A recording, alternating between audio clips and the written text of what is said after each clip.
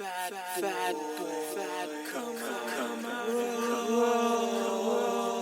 know we had to do a podcast, right?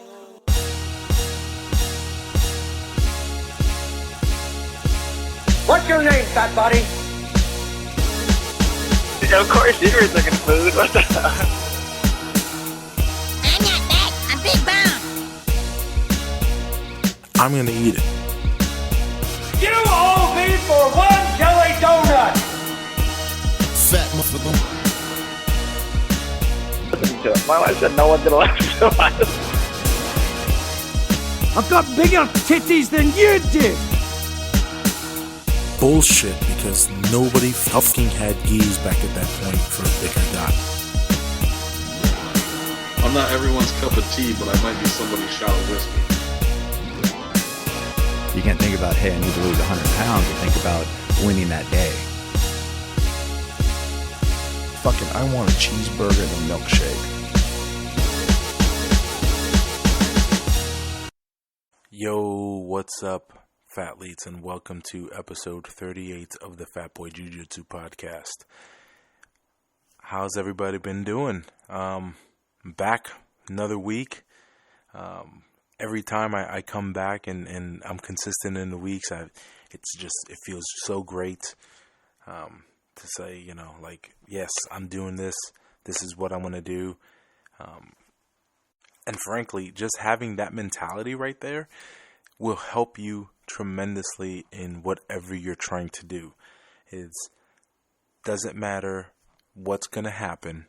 You need to do what you set your mind to do. And you have to push yourself. And I know that's not easy, but it's so freaking doable. It's simple. It's not easy, but it gets easier with time. Thank you for everybody who's sent me emails, DMs, private messages regarding the podcast episodes. I'm glad they're helping out. But if you can do me a favor, it'd be great if you can rate and review via your, whether it's your Apple iTunes account, Stitcher, whatever, however you listen. If you can rate and review there, that'd be great. That would really help the podcast grow. And also with growing, I have a link, or I'm going to start placing the link of the Perfect Keto brand products. I am an ambassador and have been for about 6 months now. I try not to push it as much because my goal is not to... I'm not trying to make money off of you. I have a job. I'm not trying to make money off of you via selling you products. But if you're going to buy them, there's the same price. You can get them on Amazon, and it throws me back a little percentage so I can, keep the podcast going, keep it free. So that'd be really helpful. Or you can also donate if you like. Other than that, I just bring this up. I had a conversation with somebody regarding a fellow podcast listener, right?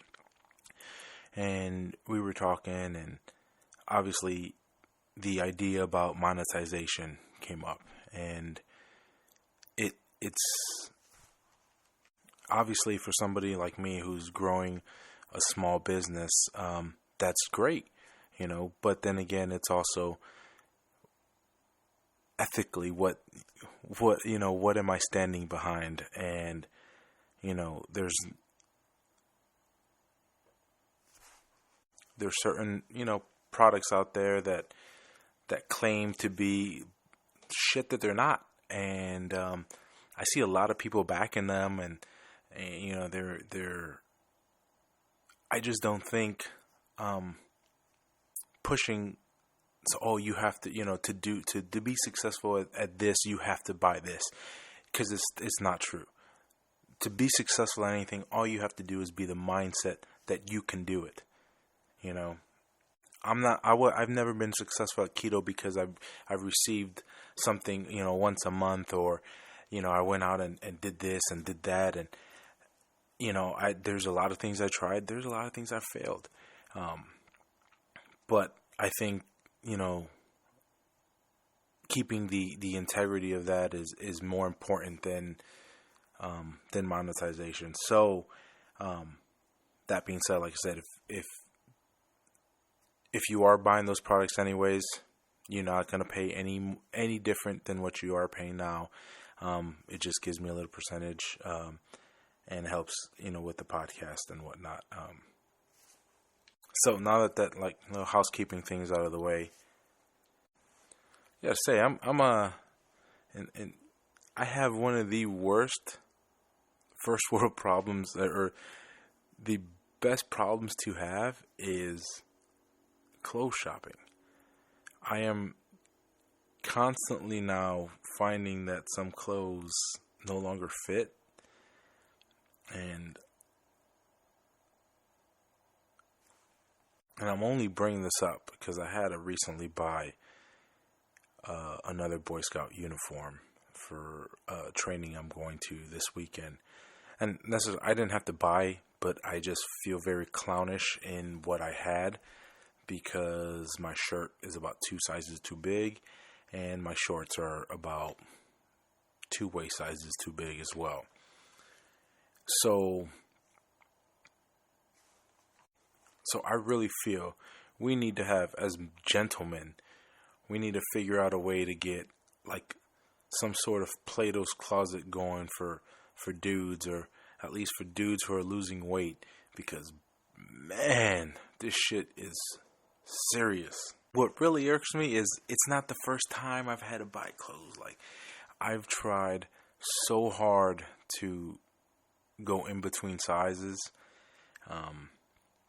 and not necessarily buy as much clothes as I used to have so much clothes. And funny enough is I had, for the longest time, I had some XXL shirts and extra large shirts, t-shirts and stuff hidden in the closet for the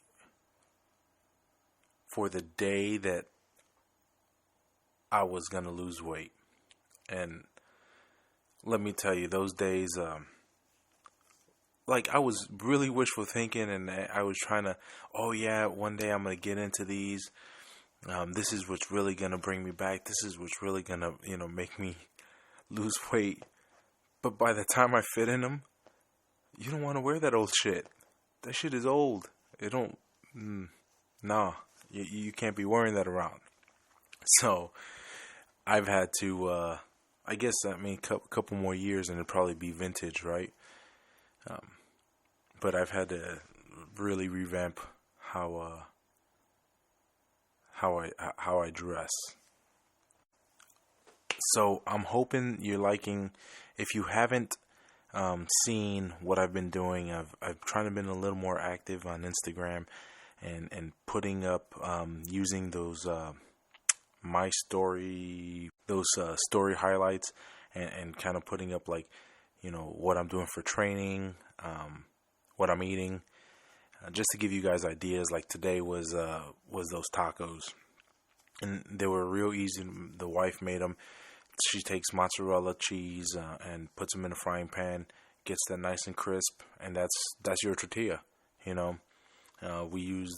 cooked some steak. Boom, there's your meat. Put some avocado, some sour cream, sprinkle some more mozzarella because we didn't have Mexican cheese, and boom, tacos. That's easy, keto as fuck. You enjoy that. It's real quick. It's you're eating tacos, you feel good. And I've kind of started ramping up. Well, in the same ramping up, but I'm also kind of taking it easy not that easy this week. This weekend I have a camp out for some leadership training I'm doing.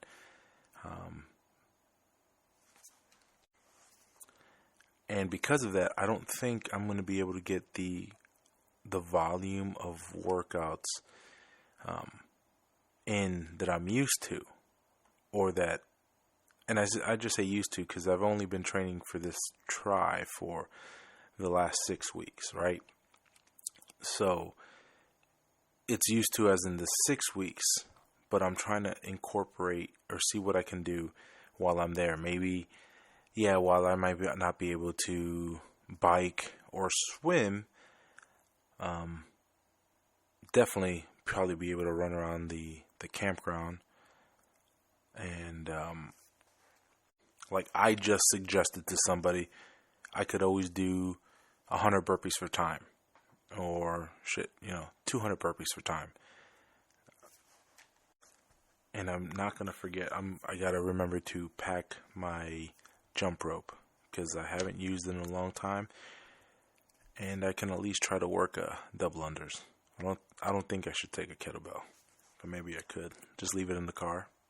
So while this week is gonna be a little difficult to get all the workouts in and whatnot, I'm trying to do the best I can. Obviously, every week's not going to be perfect, so you just have to, if you can't, do the best you can. Really, but make an effort.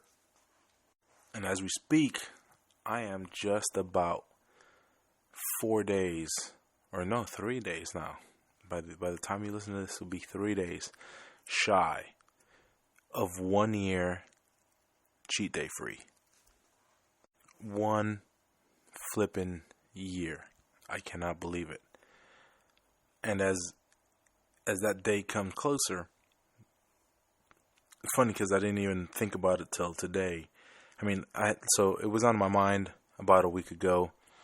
Completely forgot until today. I was posting a Transformation Tuesday post, and I thought about it. I was like, oh shit, wait, when is? I go, oh, it's in a couple of days. It's on the 22nd. When I first said, okay, I'm not gonna do any more cheat days. I'm gonna stay strong with keto. It frankly just was because of how shitty I felt from cheating. Had I didn't think I'd be here. I thought, okay, I lasted 3 months. My goal was, let me at least double that. I did 3 months, so this time let me try for 6. By the time I was at that 6 month mark,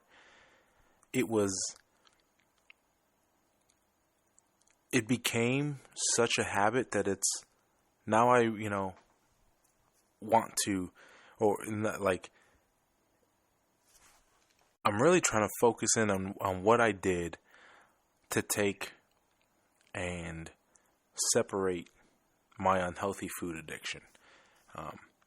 Because when it comes to a cheat day, that's kind of what it is. And that's what I really feel it is.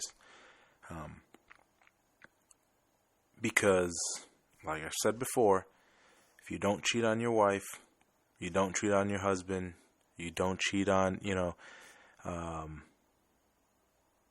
cheat in sports, why is it that when it comes to diet, we allow ourselves to cheat? And it's just a mentality, I believe. For me, the feeling of being able to, say, yesterday, wake up at 5:30 in the morning, get the kids ready, go to work, go to jiu-jitsu, teach kids jiu-jitsu, do jiu-jitsu myself, come home, get the kids ready for bed, stay up till about 11:30 at night, getting ready for the next day. Then this morning, waking up, going to work, swimming 1,750 yards, and then coming home or going back to work, finishing the day off by doing a 12-mile bike ride. Like, that was unheard of before. I half of that I wouldn't be able to do because I'd be either sore all the time or my legs would hurt or whatever. And yes, I know a lot of it has come from the weight loss itself, but the weight loss has come because I'm not cheating on my diet. So yeah, you can have weight loss very good weight loss success with doing cheat days. But why cheat yourself? Why make it that much harder for you? You are constantly running with a parachute. So I know I sound like a broken record with this shit. But I really do believe that the more you realize you don't need to cheat on your diet, and you can feel amazing all the fucking time, the easier it gets. And you don't want to. I don't even want. Today I went with the coworker. We had to go pick something up, right? We had to go pick up an office birthday cake, because every month the company offers birthday cakes. I said, did someone offer, hey, you want to go? I go, fine. I'll stop at the Starbucks. What I get? Got coffee. We went to get their cake. And I walked down the aisle for some Zevias. And, I'll drink a Zevia. Zevia's keto. And I don't really want it. It's too sweet, And definitely, to be honest, I probably would have bought it had they had the cream soda. But all the other flavors were just garbage. That cream soda Zevia is amazing to me. But whereas before I would always look for that. Now I'm just more picky, and it feels good. But it's just sweet. It doesn't really do much. And I see that. But it's taken me a great while to get here. But I think everybody and anybody can do it if you wanted to. Like I said, it's just simple things and taking things day by day. And speaking of that, on today's episode of the podcast, I had a guest, Danny Gonzalez. He is on Instagram at SleevedPapi. So he came across when he was looking for geese, and for the longest time, so we started following each other, and he ended up having weight loss surgery, and we talk about that. We talk about jiu-jitsu, and about an hour and 30 minutes into it, we're talking about MCT oil and stuff, and we kind of go down that brown path. So if you don't want to listen to that, and that was towards the end. So just heads up, about an hour and a half from now, you probably, if that's not the topic you want to listen to, you might want to just fast forward through that. So here's the podcast, you guys, with Danny Gonzalez, aka SleevedPapi. I will put his Instagram in the show notes, his Instagram link in the show notes. Hope you enjoyed the podcast. And like I said before, if you guys can rate and review, that'd be great. Love you guys. Peace. Yo, Fatleets, what's up? And welcome back to the podcast. Today, I am joined with Daniel Gonzalez. He is SleevedPapi on Instagram. And man, he's got a hell of a story to tell. So what's up, Danny? How you doing, buddy? What up, fat boy? How you been, brother? I've been great, man. I've been great. Just training, trying to perfect techniques, my man. Bro, tell me about it. I am extremely humbled. I am extremely thankful for you having me on the show. I think that what you do and what you are person is so important for not only the fight world, for the jiu-jitsu world, but for the fitness world in general. So, man, thank you. I'm humbled by that, because I don't feel that. I stress that a lot, that I'm not special, because I'm really not. Anybody can do what I'm doing. It's not that there's nothing to it.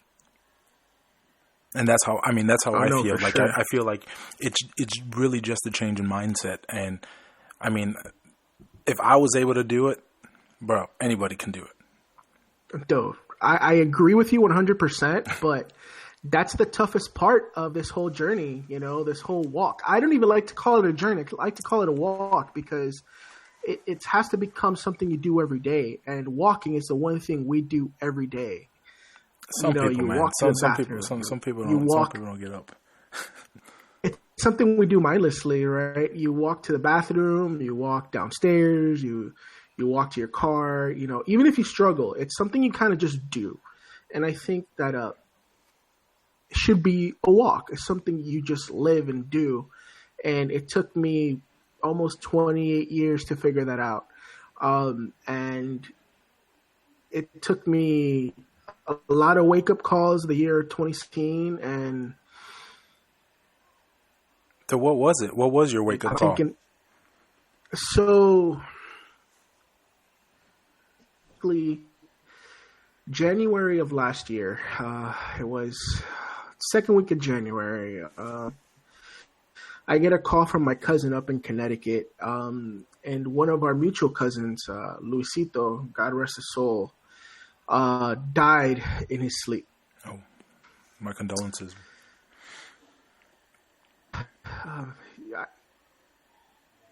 It was crazy because he's one of those cautionary tales for the fat guys. He's the guy that tried. He even had weight loss surgery.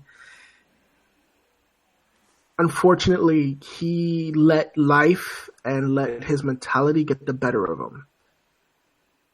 And it sucks because I've always been the kind of guy to try to help out people, I was in the process of making room for him in my home so he can move out to Texas to be closer to us, so he can be around positive people.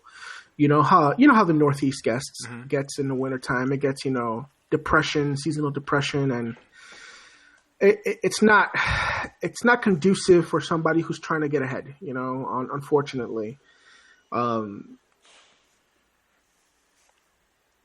It was just all of a sudden, and I think out of any death that I've ever encountered, he was the one that hit me the hardest, and it was the one that also woke me up, because we're both big dudes, especially me at the time. Oh, Jesus, I was pushing 500 pounds.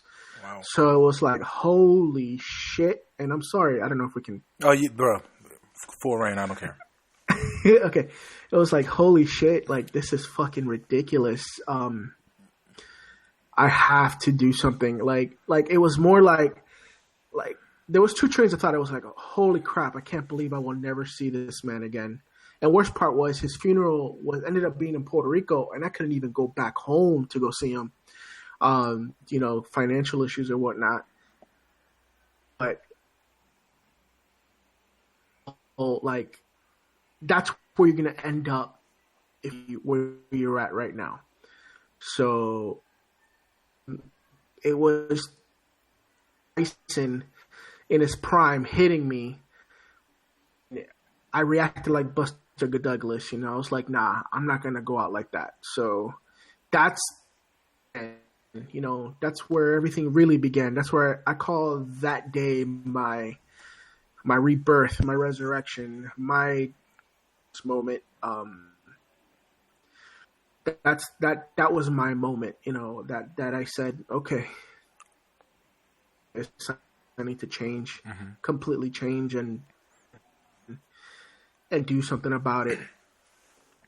So what did you start doing? I know how when you want to lose weight, I gained and lost the same 60 pounds like 4 or 5 times. So I know it's like when you want to make a change and you want to be different, like there's so many things you're trying to do, and sometimes it's like you try too much or you don't try it hard enough. So walk me through that. So for me, like you, and the difference between me and you is you committed to the sport of jiu-jitsu, right? When I first started doing jiu-jitsu, I started in one of the American Top Team affiliates in St. Cloud, Florida at the time. The school is no longer open, but the head coach is still in the Orlando area. Shout out to Paul Rodriguez. Oh, I know. And he basically planted that love of jiu-jitsu for me then, right? Like I walked in, wanted to do MMA, and he was like, you want to really do MMA, you got to get good at jiu-jitsu. In a small conversation, what he told me. And like you, I gained, I lost 60 pounds. I gained 50 pounds. But it got really bad when I was living out here alone in Texas and I didn't have any family around. Bring my wife, and I got comfortable. I was like, oh, no, it's cool. Yeah, I'm in the high 300s, but I feel like I still got this under control. I still move pretty good. I'm active. I don't have any major issues. And then I turn around one day and, you never see it in the mirror.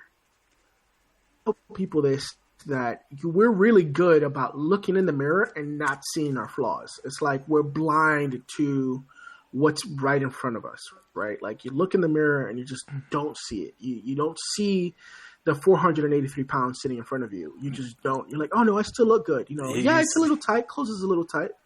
Yes, you're absolutely I still right. look good. You know what I'm saying? Mm-hmm. And my mom came to visit late about right before my anniversary last year. This what was it? Like April, right before my nephew was born, April of last year. Okay.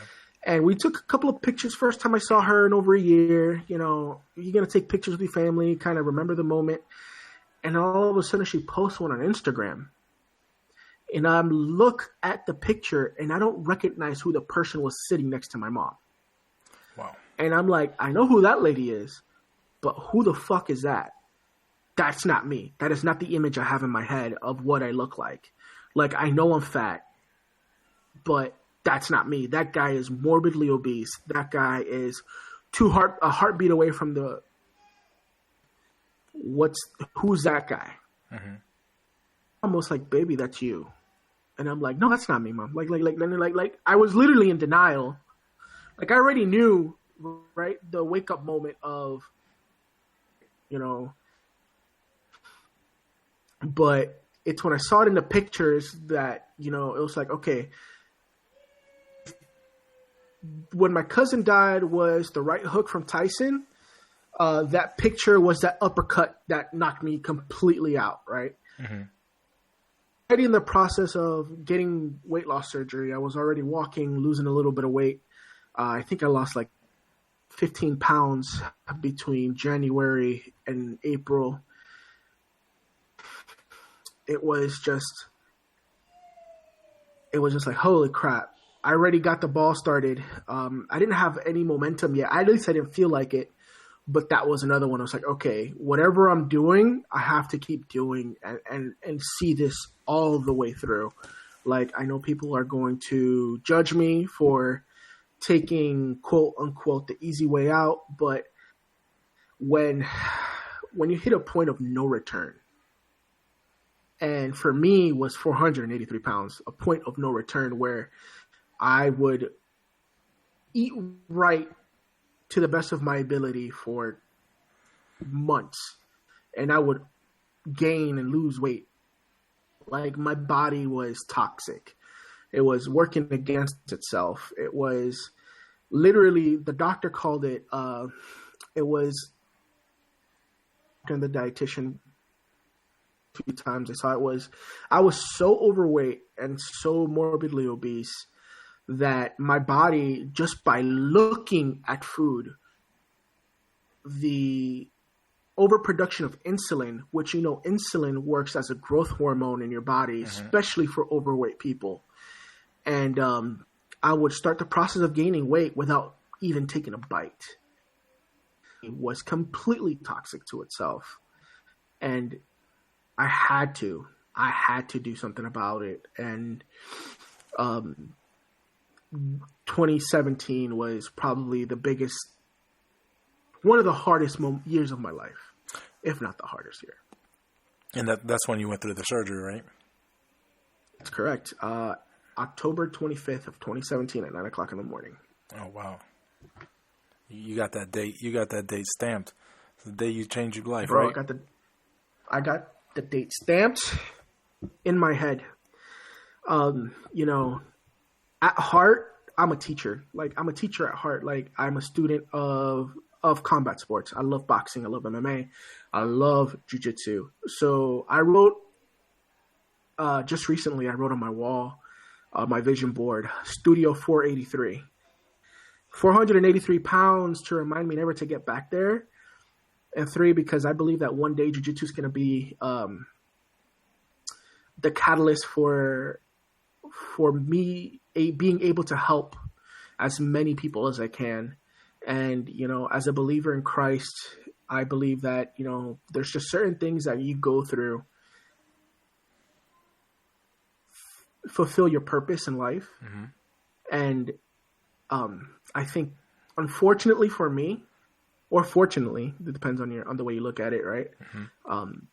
This is one of those things that I had to go through these moments to kind of figure out what, I needed to do, what my mission was in life. And I think my mission in life is to be a teacher, not to be a teacher in a classroom, but to be a teacher in life for people, to help them get through those tough times. Because when you, as you very well know, being overweight yourself for so many years, we look happy, but we're not really happy. The lie of I'm fat and happy is something that I used to tell myself and tell people, oh no, bro, I'm fat and happy. I'm fat and happy. I don't got to do this shit. I'm fat and happy. And you feed yourself that, and it's one of those lies that you tell yourself constantly, and you start believing it, but deep down inside, it's just miserable. Not true. Yeah. Yep. Very miserable. You're miserable. And everything, I can sit here and say, oh, right? Like I can say, my dad was my drug dealer. He was the guy that me and him bonded over sweets. It's all true. But at the end of the day, there comes a point where, I'm a man and I need to take control of my actions and take responsibility. And that's exactly what I did. No more excuses. And that day, man, it was, I remember that whole year, just the process with the insurance and the pre-operation process of trying to get approved. Well, you have actually pretty decent insurance, because I'm many, many years ago. It's funny because my vice president, one of the vice presidents at the company, she came up to me and started talking to me, and she goes, "Man, Juan, you look amazing. I don't know how you've done it." And she goes, and she brought up a story about, I think it was a year into me working there. And this was in 2007. And I was so pissed because our insurance isn't that great. And gastric is something that our company actually excludes from the policy just to make it cheaper for all the employees, And oh wow.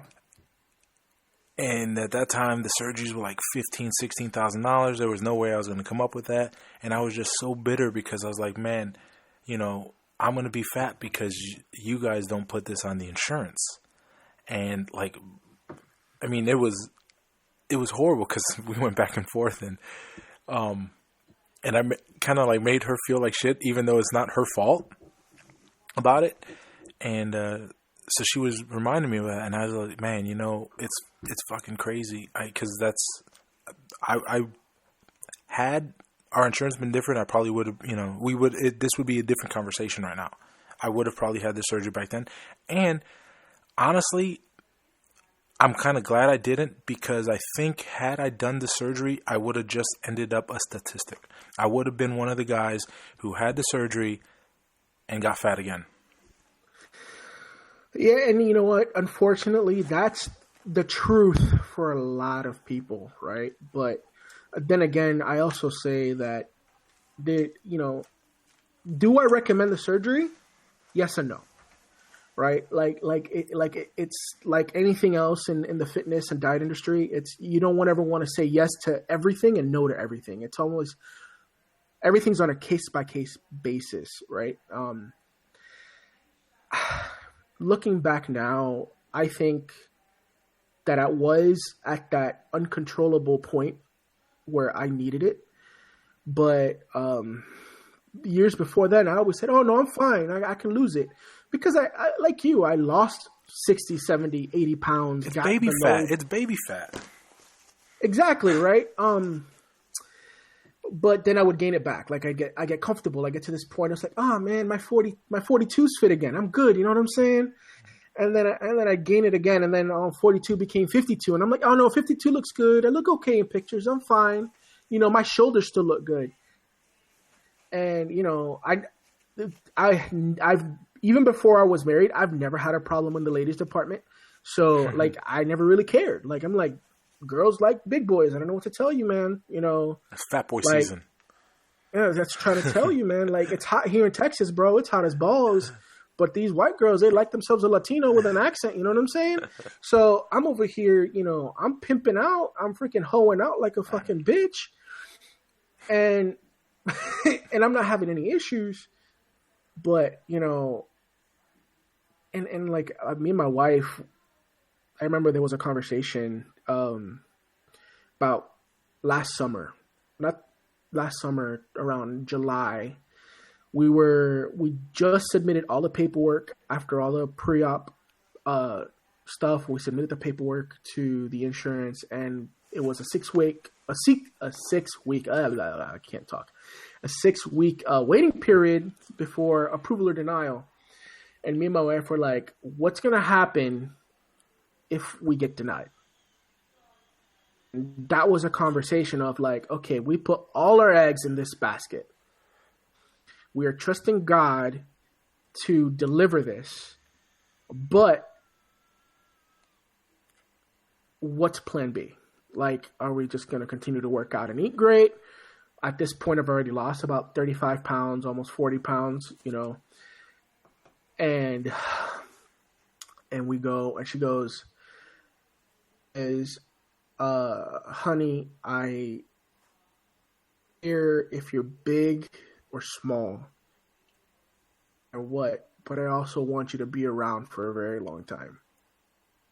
So that day, no matter the answer, I have to continue. No matter how many times I fail, I have to continue. And it was tough. It was tough. It was a hard decision to say, you know what, even if they say no, continue with this process. Like, just continue to eat right. If I have to submit for it a second time, which ended up happening, I got denied the first time because of some, paperwork issues that, even though it was clerical stuff, they denied it the first time. I resubmitted, got it approved. But when they came back and they called me, it's like, at this point, we're not going to approve you because you didn't follow this, that, or the other. But I had all the paperwork saying I did, so I resubmitted. And that happened. But it was the craziest roller coasters of my life, from life or death. Like, everything that we did last year was honestly life or death. It was, we get this approved, we have a chance at life. Like, it isn't guaranteed, but we have a fighting chance. We have a tool that we can leverage. We have the right tool for the job that we can leverage to get healthy, to get to the optimal that we can, that I can, so I can be the best husband, so I can be the best son, so I can one day be the best father that I can. And then at the back of my head, a third motivation is like, once I get the surgery and doctor says I can freaking run around and lift weights again, I'm going to find and start up again. Because my whole, in the back of my head, I'm like, dude, all my friends I started with back in 2008 are now brown belts and black belts. What the hell, Daniel? You let yourself get in the way. You could have been great at something. Statistic. You became 99% of people that never even make it to blue belt. And I was like, that's not going to happen. I could be a 12-year white belt, but I'm going to get my blue, then my purple, then my brown, then my black. I'm going to get there. I don't care how long it takes me. I don't care if it takes me 30 years. I'm going to get there, because more than anything, it isn't about the belt. I fucking love this sport. I love the camaraderie. I have to do this. And, at 1, 2, and 3, motivation, be a good husband, live as long as I can. Second motivation is be a good father to my kids. Third motivation, jiu-jitsu is going to save my life. At the end of the day, those were the literally one A, one B, and one C. That was my motivation. It was like, I gotta do this. I have to do this. There is no plan B. Like, this is it. Like, this is what's going on. Like, this is why I'm doing this. And I lost a lot of friends. I lost a lot of people that, you know, would call me to drink. They would call me to have pizza. And, you know, it's funny how when you change your lifestyle, you know, first was when you quit smoking, you lose a set of friends. Then when you quit drinking, you lose another set of friends. Then when you start eating right, all of a sudden the people you thought were there through thick and thin, all of a sudden I was like, oh man, we can't invite you to eat because you can't have bread. You know, that's the fucking craziest thing, because my friends, I got some friends that they go out to eat and sometimes they feel guilty, like, oh, well, you know, I'm like, bro, I can go to a fucking restaurant and I'll sit, like, I don't give a fuck, I'll sit there and drink water, like, just to chill with y'all. I'm cool with that. And I guess they feel bad, but I don't give a fuck, like, I'll sit there and drink water. I don't need to eat. Me too. Same thing. And, you know, when I finally got the surgery, you know, those 6 weeks, it was like I was in a permanent ketosis for 4 months, man. Wow. You know, the fasting before the surgery, the liquid fast, and then the liquid diet post surgery. I was like shedding the pounds like crazy. How was the liquid diet for you? I know I have a friend who did the surgery too, and they hated it. I mean, they could not wait. Oh no, it sucks. I think. Is it hard? Yes, but the worst part is palate fatigue, and that's a real thing. I never thought that would be a thing. I'm like, oh no, I could do chocolate, you know, protein shakes afterwards for months on end. I love chocolate. I love soups. It's fine. I can do it, right? But that palate fatigue is a real thing. It's like having no texture in my food was like the worst. Drinking chicken noodles or drinking soup, you know, beef broth, chicken broth. Oh God, it was like somebody shoot me in the face. Like, and then protein shakes. Like, I didn't want to look at a protein shake forever. I mean, I still drink them, but I found like different ways to like sneak them in. Like, I would put them in. I'd get like sugar-free pudding and then protein shake as the milk instead of regular milk, and make protein pudding to kind of like just trick myself into doing things. And it was difficult. And when I tell, you know, I don't have any regrets as far as the surgery, but I do wish that a lot of times that I could have talked to myself, like if me now could talk to myself, very confrontational person in nature. Like when I argue with my wife, we're gonna fucking argue. Like, I'm not fucking backing down. Like, I don't give a shit, right? But she's Mexican, so she doesn't argue back. Okay, she's Mexican American, and she's really soft spoken. So when we're arguing, she's the quiet one, and I'm the loud Puerto Rican that makes a scene for no fucking reason. So I think about it, and I'm like, I want to go back and talk to myself and fight myself because I gave up the thing that I'm so passionate about. The multiple things, right? I gave up the things I'm so passionate about because I wanted instant gratification through pizza, through hamburgers, through fucking, you know, pasteles, through whatever. Like, I gave it all up for 15 seconds of fucking pleasure. Like, the fuck? Like, I'm stupid. I know the feeling, because you look back and you're like, what the fuck? This whole time I'm eating like shit and stuff, and look what it did to me. And the only thing you can do, and most of the time, is you go fucking right back to eating the shit food. You know, it's yeah, for sure. It's horrible, man. The craziest addiction, you know, because that's what it is. Food is like an addiction. Here's the thing, man, and it's the one thing you can't ever truly give up, right? Like, you can give up cigarettes, you can give up drinking, you can give up heroin, you can give up anything, any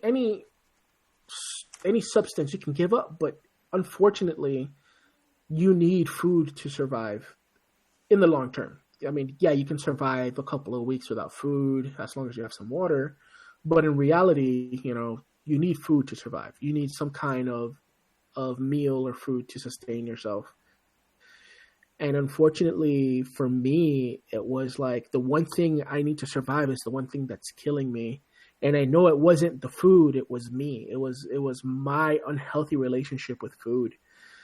And it's crazy how I just couldn't understand. I sat there through one of the pre-operation assessments with the psychologist, and I sat there, it's like, look, man, I know that I need to lose this weight. I know that I'm doing everything wrong, but there are times where I would sit there knowing that I can't have it, and I would automatically go for it. Like, I'd come home and fucking mindlessly grab the worst thing in the fridge.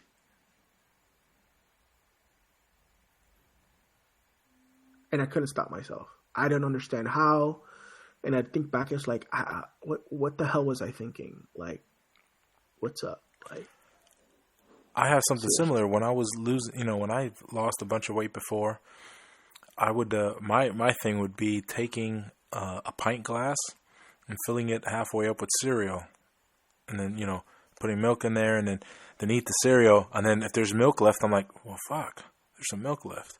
Let me put some more cereal in there. And then, like, you over pour on the cereal. So you're like, oh, well, shit, let me put some more milk in there. And then by the time I'm like 3 pint glasses of cereal. After all day that I've had chicken and veggies and spinach salad, So I would ruin it at night. Oh, dude, it's so easy to go through a box of cereal in the middle of the night. Yeah. So easy. So easy. But yeah, man, it was tough. And, I think this is like the first real conversation I've had about my weight loss. Like, people come and ask me, because outside of my Instagram, I don't really advertise what I'm doing to lose weight. I just kind of just do it. Like, I walk around my day-to-day life and I do it. And then I dedicated my personal Instagram to keep track for myself. Like, I want visual evidence of the things that I'm doing. I want permanent evidence of who I was and who I'm becoming. So I turned my personal Instagram into the weight loss page that it is now. Mm-hmm. And it was like I look at pictures from a year ago, from 2 years ago, and I'm like, oh, who the fuck is that guy? And then I think about all those times, there's certain pictures you just kind of know what you were doing, and you're like, oh, we're probably eating McDonald's. Yep. Or, oh crap, I just finished, fucking stuffing my face or something, and then we took a picture because we were in that endorphin high, that sugar high. We're like, oh, we're happy, Like, no, I wasn't.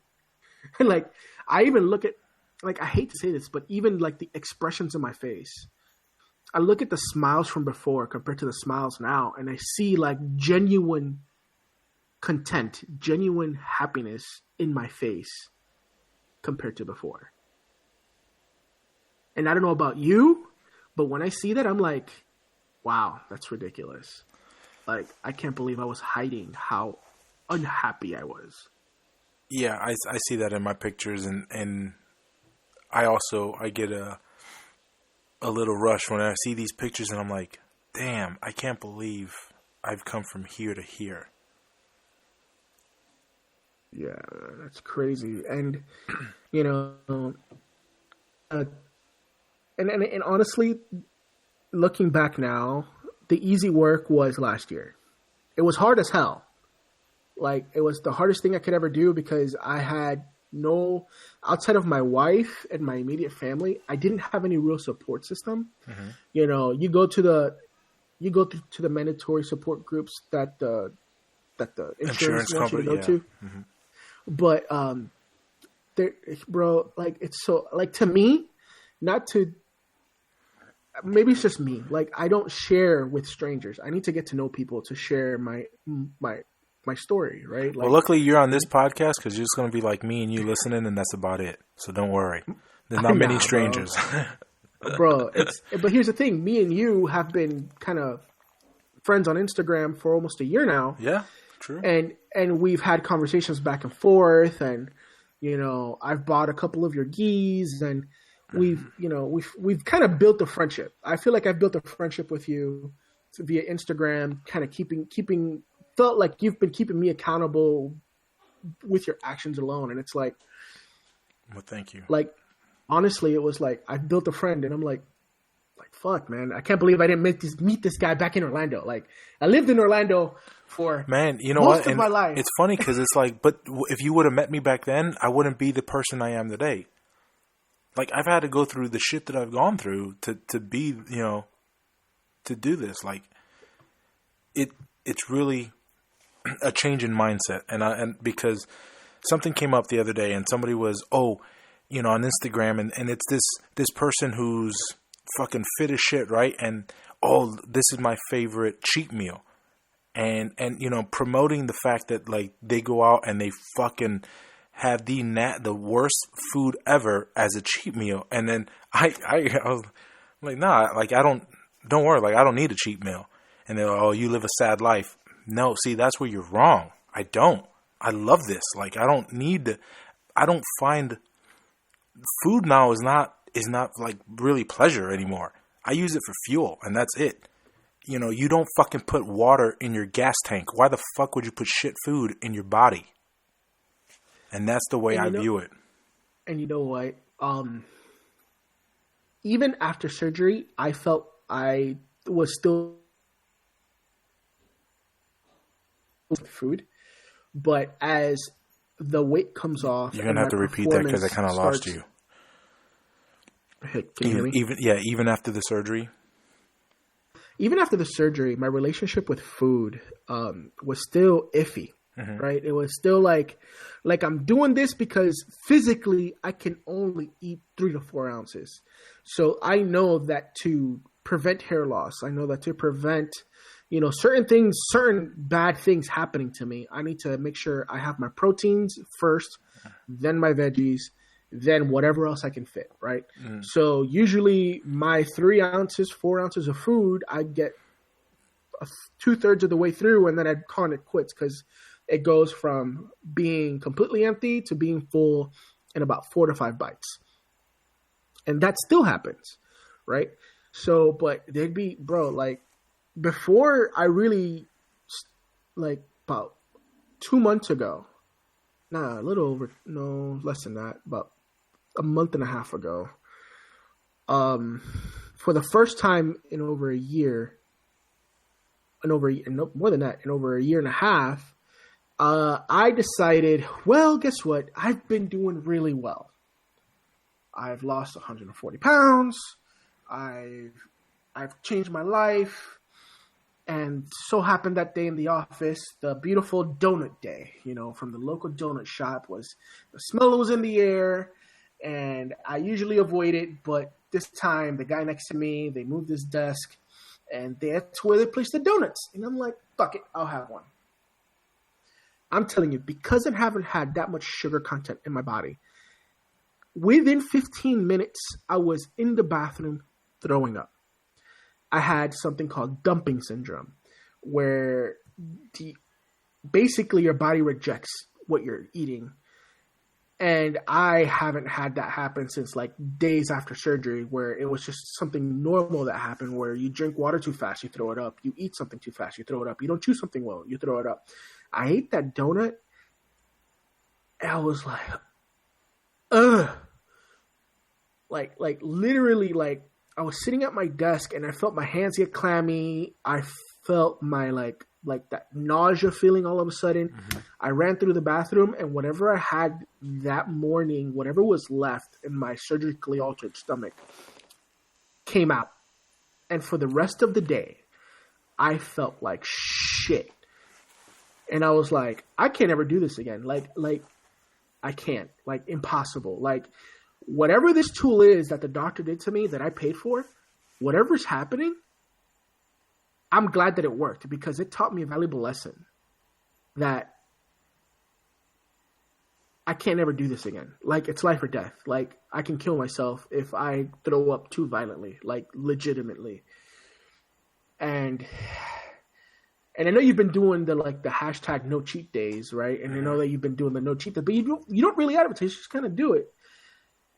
And then about a week ago, I heard your podcast with I forget his name, but I heard it, and you explained it, and I'm like, holy shit, why haven't I been thinking like this? What was it? What was it? What was the switch? It was a combination of I can't have fucking donuts. I can't have sugar. Like I've already been doing like a low carb diet anyway. Mm-hmm. And I've been keto-ish, you know, because I'll have beans from time to time or whatnot. So I've been keto-ish for the last year. But then you said, I can't have this because it makes me feel like crap. My body's a machine. I want to do these things. I have to do these things. I have to treat it such as, and I don't have cheat days because fuck you. One cheat day is a spiral into 2 cheat days, then 3 cheat days, then 4 cheat days, then a week, then a month, then I'm back to where I was. And I was like, you said something along those lines. I don't remember exactly. I think I said it. I'm a Coke away from 300. Yeah, basically. Yeah, right? I'm legit. I feel like I am 1 Coke away from 300, and it's not even going to be 300 because every time I've gained weight back, I've always put on like 10 more pounds. Yeah. So mm-hmm. For 385 it would be 395. Shit, 5 more. That's a clean 400. You know. And it's and I thought about it like that. I was like, dude, like that's exactly where I'm at right now. Like I'm currently sitting at 345, right? Mm-hmm. As of like 3 days ago. Nice. And I'm like, this is the lowest I've been in 7 years. And I'm like, I am 1 bad meal away from ending up in the hospital. I'm 1 bad meal away from gaining all the weight back. I'm 1 bad meal or 1 bad snack, 1 bad food choice, 1 thing from starting a chain of events that I cannot control. And I was like, he's so right. Like he's so right. Like, I don't know why I couldn't get that through my head. And all of a sudden it's like, okay, that got through my head. And now, I was doing good before because the progress speaks for itself, but it's like, okay, now I'm in 2nd gear. Like, okay, I was rolling. Now I hit this other gear. Mm-hmm. Like, okay, this is serious now. Like, this is another step. It's like, I've already built a little momentum. Now I shift the gears. Let's keep going. You know what I'm saying? And that's the thing. Well, you can stop now, but why stop? Fucking stay on the train. Don't get off. Exactly. So it's like the surgery got me from neutral to 1st. Now that podcast got me from 1st to 2nd. I appreciate that. And my goal is to get, to top speed and not stop. Like, and I hate to say this and quote you, but I might have to stop one day, but it's not going to be today. Yeah. So I will cheat. I'm eventually going to fuck up on this diet. No lie. I'm going to have a cheat day. I know it. It won't be today. And you know what? And it's almost like that's how I'm almost taking it meal by meal. It's like, am I going to cheat today or in this meal? Nope, not this meal. What about the next one? Nope, not that one. What about the sip? Nope, it's water. Nope, coffee only. You know what I'm saying? Like that's almost like you have to take it, especially when you're this big, is because it's a life or death. It might not be a fast death, but it is life or death. Well, and that's that's one thing that you have to realize. I'm saying this coming from a fat guy. If you're already like thin dude and do you. But I'm telling you, the only way when you're coming down from morbid obesity, the only way to do it is be fucking laser focused. If you're not, you're going to fail. I'm sorry. And it's the only reason I know this is because I've done it plenty of times. You can go back to the Fat Boy Jiu-Jitsu page or my old personal page that I don't even post on anymore. You can see the fluctuations of my weight, and this is the first time in my life where it's just constant down, getting better and better and better. Oh yeah, man. It's amazing. But it's one of those things where, like, standing here today, I honestly can say that without those 3 moments in my life that happened all of 2017, or even the times before that, like, I couldn't say I would stand here today and say, hey, I've already lost 140 pounds, but I'm not stopping. I couldn't say that, yeah, I'm a 10-year white belt, but that doesn't mean shit. I'm going to fucking get to my goals.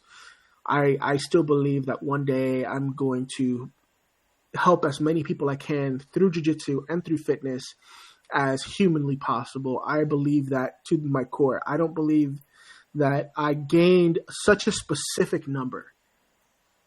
When I thought, I'm sure I was heavier. I'm sure I was. I'm sure I was easily 5'10". But, when I stepped on that scale the first time in a long time, and by that point I was already working on my fitness and on my diet. I was walking, I was eating right. I was trying I was trying to lose weight for the doctor's appointment. Mm-hmm. Right? Like, I'm sure you know what I'm talking about. Yeah. But I was like, I sat there and I saw that number. And I'm like, I know I'm north of 400, but I didn't think I was that bad. And then I'm like, I sat there and I looked. Me and the doctor looked. My wife was in the examination room with me, and I cried. Did hard. your wife know how much you were at that point? I only asked because I know that was the number. Like, I wouldn't tell my wife, really. You know what the funny thing is? Me and my wife have never lied or kept anything from each other, especially when it comes to our health. We have a thing, like an agreement between us, right? And that we can lie to the rest of the world, but we don't lie to each other. Like, I put it like this. You live in Florida, so you know what I'm talking about. I was like, I can kill somebody, and I know exactly where to hide the body and where the alligators are that nobody else would find it.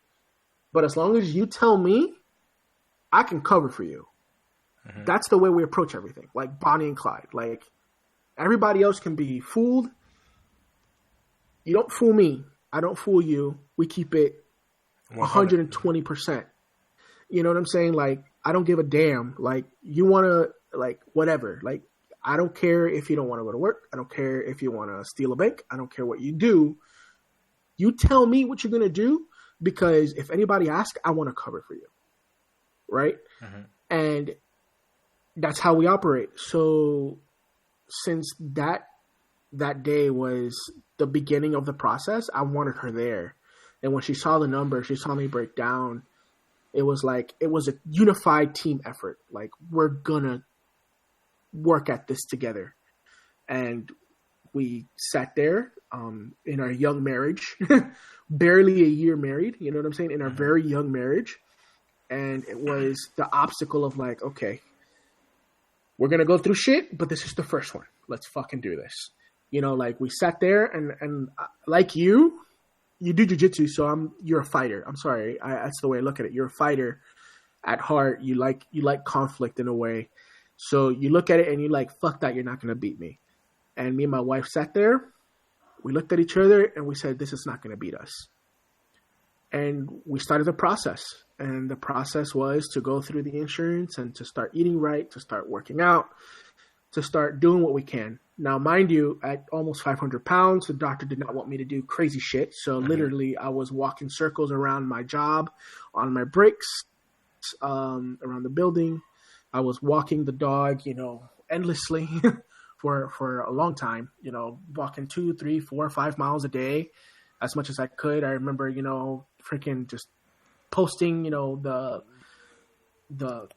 health stats from my iPhone, because I didn't have a fitness tracker at the time, because I would carry my phone everywhere with me to keep track. And I was just like, holy crap, I can't believe it. Wow. So now you've had the surgery, and you're a year and a couple, like almost 2 years now, almost 2 years out. A year? What, October? Oh, I'm sorry. Oh, yeah, October 17th. My October bad. 25th. Yeah, I'm talking October 25th. For some reason, I was thinking 2016, but yes. So you're about to be a year at the surgery. You're training jiu-jitsu. I see all the time now, and you recently just got your 4th stripe on your white belt. Congratulations! And so tell me about that. Like, how are you enjoying, being able to do jiu-jitsu?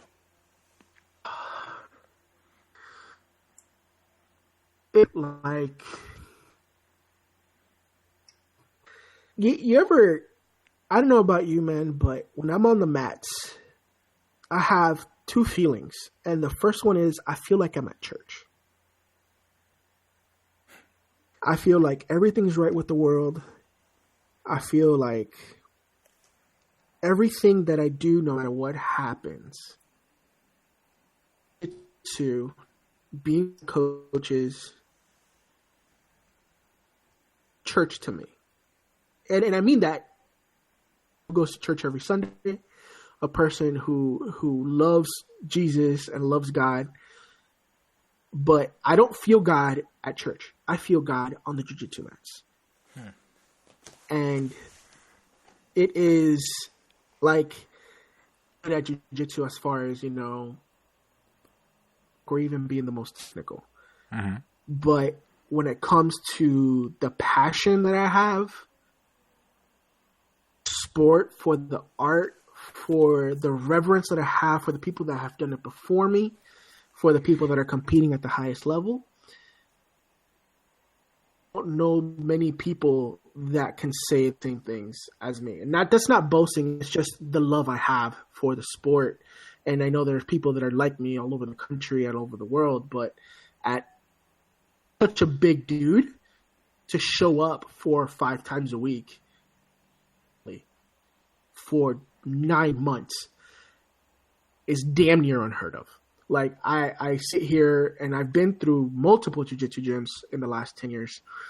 And, the fat guys come and go. They'll come in 4 months. They either get hurt or they can't take the heat and they get out the kitchen, and 9 months of consistent training is unheard of. And I'm sure you know what I'm talking about. It's just unheard of a dude that isn't supposed to be doing jiu-jitsu. Let's be honest. Like, jiu-jitsu can be for everybody, but unfortunately, it's not for everybody. Well, until I came out with my gis, jiu-jitsu was for anybody that would fit into the gis that they made. That is true. That is 100% true. There's a couple other companies that I looked at. Don't. You can look. I bought those gis. I have that heavy jiu-jitsu guy blog. Go look it up. See if I don't have like 10 different gis. See if I didn't take pictures of myself in my old living room with 10 different gis on, with a couple of pants that only go up to my thighs because they wouldn't go over my hips. Again, I was going to finish. It was like, but when you look at the sizing charts and you look at your size and you're like, I need something I can fit into right now. Mm-hmm. Like, unfortunately, like the gi is such an important tool in jiu-jitsu. Like, I know I could have done no gi and probably got good results, right? But there's something, the no gi game, and I have so much respect for the no gi game. I think the no gi game has improved tenfold in the last 10 years.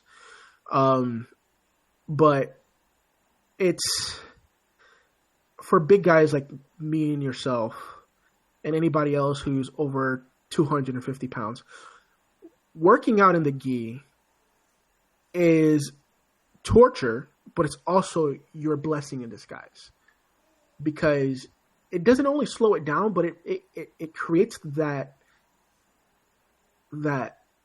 thing where it's like, okay, I can pace this out for me now, compared to the no-gi game where the technique is there, but it's also balls to the wall, cardio. And if you don't have it, you ain't gonna last long. The gi game is almost tailored just like, yeah, we got this. Like, if we put a gi on a big dude, he's gonna suck wind, but he's gonna make it through the round. Compared to the no-gi game, he's gonna suck wind, he's gonna tap out because of exhaustion.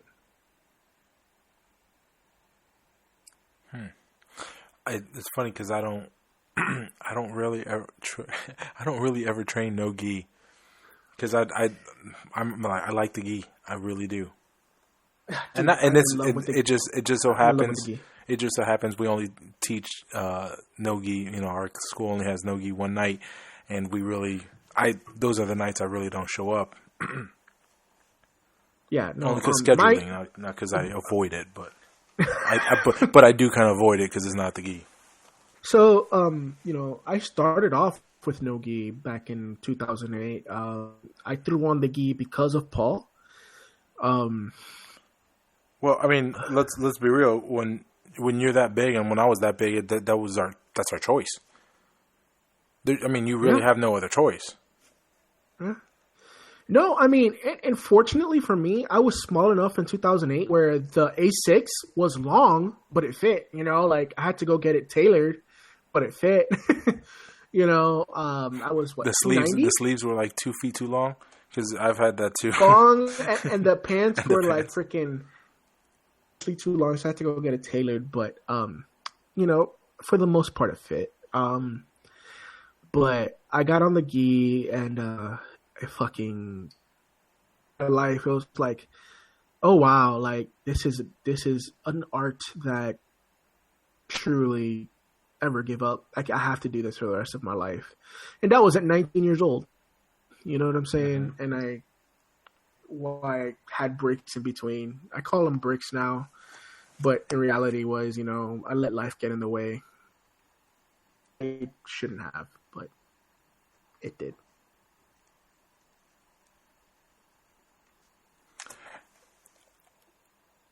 I've had, when I first started jiu-jitsu in 2009, I said that too. I let life get in the way, and it's not that I let life get in the way.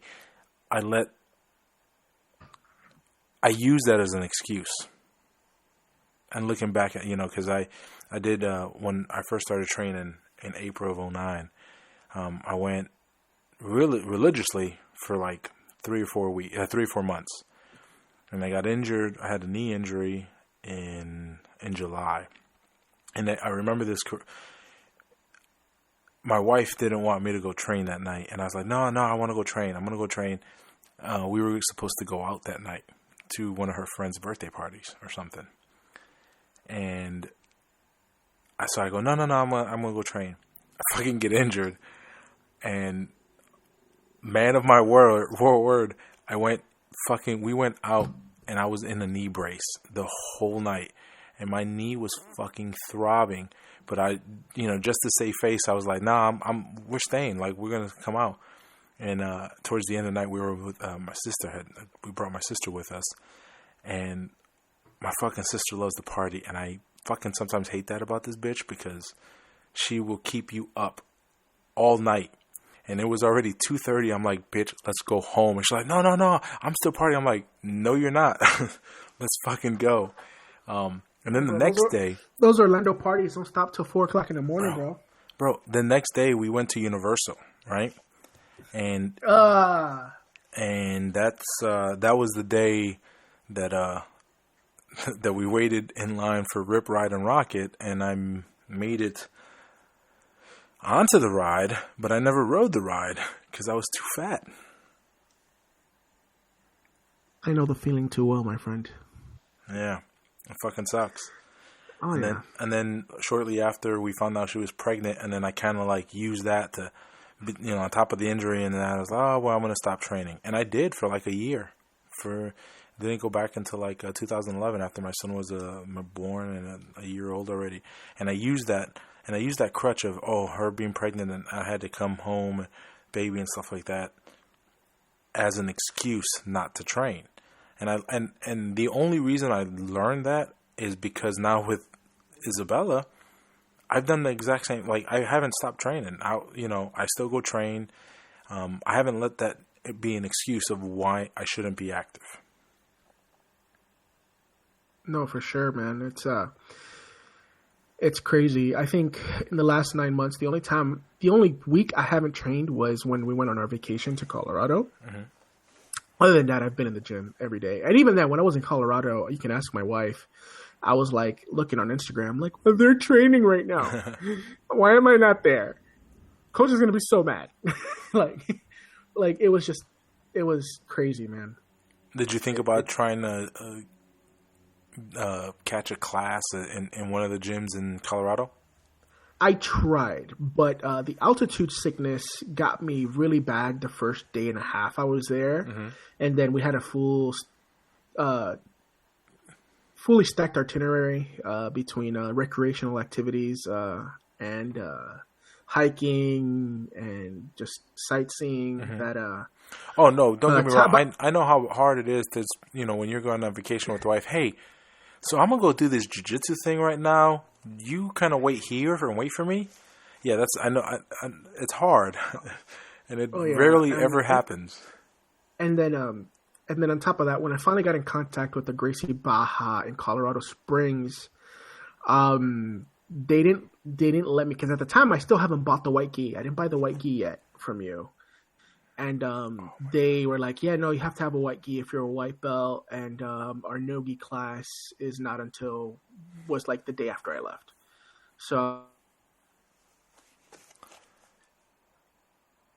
shout out to them, because I follow a couple of their black belts out of Vanessa Wexler, I think. I follow her on Instagram. She's a black belt out of Gracie Baja, Colorado Springs. And just things didn't line up, and I couldn't go. So, but it's okay. Next time I'm there, I'll be prepared with a white gi, and I'll show up and I'll train and share some jiu-jitsu with awesome people. So not a big deal. It was just a logistical thing. You know what I'm saying? Mm-hmm. So yeah, dude, this is crazy. What? This is so crazy for me, man. What, sharing your story, letting people know? Dude, it's crazy. And I haven't really talked about it. I mean, I talk about it all the time with my wife, but with people, it's just crazy. But, bro, but like you said, you by sharing this can change somebody. I hope it does. I really do hope it does. I hope that people understand that at least an athlete born.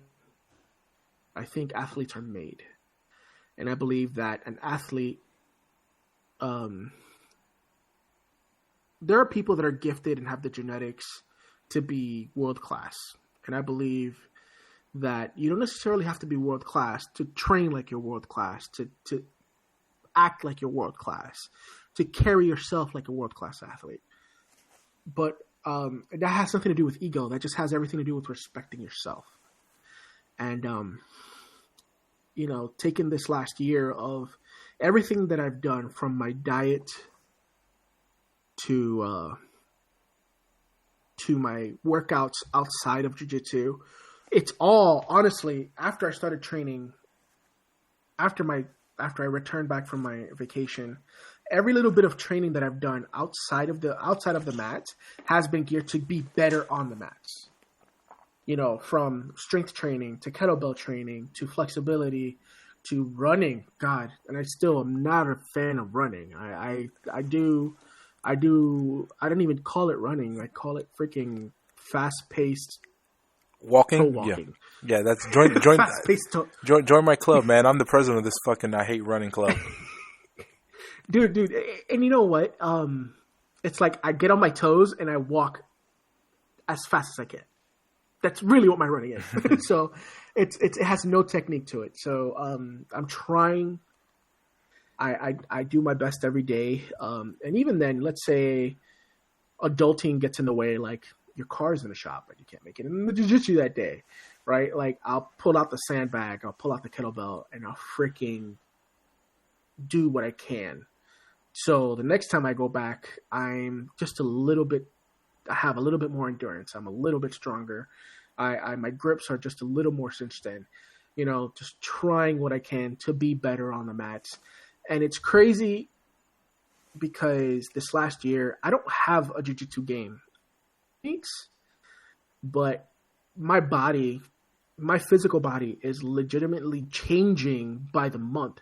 So what worked last month isn't working today. For example, getting out of side control, my instructor, Adam, he's really good at kind of like a modified head and arm where I would have to show you. It's really hard to explain. Mm-hmm. But if I get my elbow wouldn't get caught in his armpit. Now it does. And he attributes it for me losing so much weight that he can now trap my elbow in that modified head and arm / in position you felt comfortable in. And I have that too, because I've had my position was mount. When I would get mounted, it wouldn't bother me because I was so big. Most people could not balance perfectly, so I would have the advantage. And now I get mounted and I'm like, oh fuck, this ain't good. This sucks. Now you have to actually elbow escape and do the proper technique. Yeah. And it's happening. Like, that's the same thing with my half guard. When I would get in, go try deep half, it would be easy to sweep you because you'd already be off balance because, the distance from the mat to your knee would on top of me was so great, and now it's like, oh, it's not that bad. You're kind of based out, and your hand can post out, and you're fine. It's incredible. Now how you really have it to is. get under them. Yeah, and that's why I started. I'm perfecting technique because that's all it is now. It's perfecting this, just making sure. Okay, now I got to make sure I can move my hip out a little bit more, or do this, and and that's all it is. I don't know about you, but my top game, as far as my mount attacks and side mount attacks, have gotten better as I lose weight. Not because I'm heavier, but because my control points and my mobility have gotten better. Like, for example, S mount, right? Like when I take side control, I go from knee ride to full mount, and then I get into the S mount. And I've done S mount forever because of my big fat thighs. But now S mount is not a control position, it's an attack position. And it's been morphed into that. And it's oddly enough, and my coach attributes it to my weight loss. It was like, you're not just holding people with your big thigh anymore. Now you're controlling points of the body where they cannot move. Where before your weight was holding them, now they have no room to move because you're stifling hips, you're pinning shoulders, you're contracting, catching elbows. And I was like, oh. And to be honest with you, because of my weight loss, I felt like my jiu-jitsu was getting worse. Like, I'm over here like, when I first started back in the end of January, nobody can close their guard on me. Now everybody can close their guard when I'm in their guard. It's like nobody can do it. Now everybody can close their guard. And I'm like, what the fuck? This sucks. Like, can I put some weight back on so they can't close the guard anymore? I want to pass easy. Now I have to do all the passes with even greater technique. And it's honestly making rolling with people so much more fun because now I actually have to work. And it's not just like, oh, I'm falling into side control. Now it's like, oh, no, I have to work with side control. I definitely see that. That's especially the closing of the guard. I was really, I'm still kind of wide, but I was really wide, and having people close their guard, that was almost not, like, nobody almost did that because it was crazy. Like, they wouldn't do it. Like, unless they were like 7 foot tall. Yeah, or had really long legs. I got this one boy, he fucking has these incredibly long legs, and I'm like, where the fuck? Like, he's all legs, but he's also all torso. But that's one thing is like, I do feel like that my jiu-jitsu game has gotten more. I'm taking a lot more L's, I'll tell you that, and it's only because, but it's forcing me to have to move more and not be comfortable in positions that I used to be comfortable in, and because I'm moving more, I'm able to attack more. So it is changing, but it also sucks because I am getting my ass whooped a lot more. You know what? I don't know. I've gotten my ass whooped in jiu-jitsu for a long time. So I mean, I'm as almost, you should. You're a white belt. It's going to be a while before you start handing out ass whoopings. And and whatever submissions I got before, I attribute that because I knew 2 or 3 techniques that got me into a decent enough position where I can smother people into submission. Not necessarily even do the technique right. It was like, my tits are in the way. I want your arm. You're going to stop breathing. Eventually, you're just going to give me the arm so you can get me off of me. That's what it was. I've had someone tap to a titty before, too. My boy Ryan. Ryan, I fucking love you, brother. But and I think that's why yesterday I was so humbled and taken back when he put on those last 2 stripes on my white belt, because it was like to me, honestly, at this point in my life, especially post surgery, I'm like, this dude is not gonna give me anything for a while. Like, I just had it in my head. It was like, whatever he's gonna give me, whatever promotion he's gonna give me, if he gives them to me, he's gonna give them to me whenever I get to a healthy weight. And that's just what I told myself. So I never expected anything. I always showed up to class, gave everybody the high five, hugged everybody, and just showed up. And like I said, I love the sport so much that the belt doesn't even matter at this point, right? Mm-hmm. And last night when he put those stripes on me, I was like, oh wow, like, this is crazy. Like I hate to say this, I mean, 4th stripe is, you're knocking at the door to the next one. God knows how long that's going to be, but you're knocking on the door. And you're like, okay, this might happen. And I'm not one to boast. I'm not one to brag, but it's like. But for you, if I remember correctly, like, okay. And just like me, it was a big deal because of switching schools. Whereas you weren't in a place for long enough to earn that blue belt. So, I mean, the white to blue, and when you're switching, first of all, white to blue is kind of hard if you're going to switch schools, or if you've had to move and go other places. But then you couple that with being overweight, and it's like it's going to take you X times more to get to that next level, or at least learn the technique to do it. Schools. Yeah, and I've been in 5 different schools in 3 different states. So put that into perspective, right? Like I said, I've trained at American Top Team Orlando. I've trained at Nova União St. Cloud. I've trained in Subfighter MMA in California. I've trained in a Braza affiliate in Austin, Texas, and now here at Red Nova Jiu-Jitsu with a Machado black belt. So I've been in 5 different schools, only been striped twice before yesterday, and it's because those 2 times I was there a minimum of 6 months.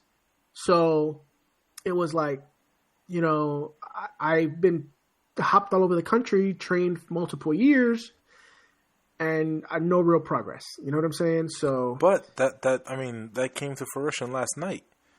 Yeah, like finally. Think about that. Yeah, finally. So it feels like, I think more than anything, like anything in life, it's commitment, right? You only see real progress when you lay the roots down and water them, right? So I feel like this time around, I'm married. I don't see myself leaving Dallas anytime soon, unless, I have a job that takes me somewhere. But as of the moment, I am not leaving Dallas, Texas anytime soon.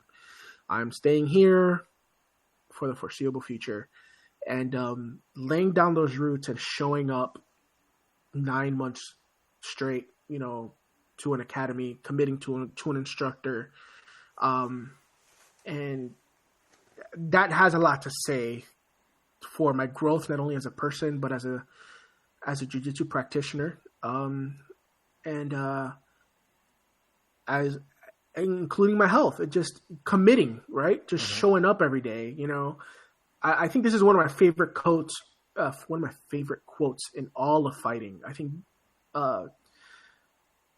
Forrest Griffin said years ago, getting ready for a fight when he first got his black belt, he was like, man, if you just show up enough times, they'll give you one.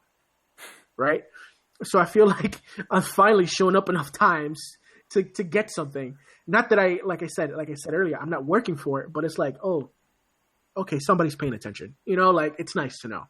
So, I took yesterday night, I celebrated, But come Saturday, it's back to work. You know, it's back to putting work in on the mats and showing up every day and doing my best every day to get better. You know, not be where I was yesterday. Have you noticed the change in how your movement is? Like shrimping and you know, Bro, turtling and drastically. I think the biggest difference is the mobility to be able to attack from my back. I mean, now I don't know many submissions from my back, but the fact that I'm just trying shit, right? Like trying to slap on a triangle, even though I know damn well I can't lock one up. Or attempting an omoplata or trying for shoulder locks. Just the fact, you know, that I'm able to move and start attacking from my open guard, working hook sweeps and butterfly sweeps. And, you know, the fact that I'm attacking and being more mobile and being able to, you know, move around and start the scrambles are probably another one of the big parts that I'm starting to notice is, you know, when you start scrambling, all of a sudden you're like, before it was like, okay, these guys are just beating me to the position.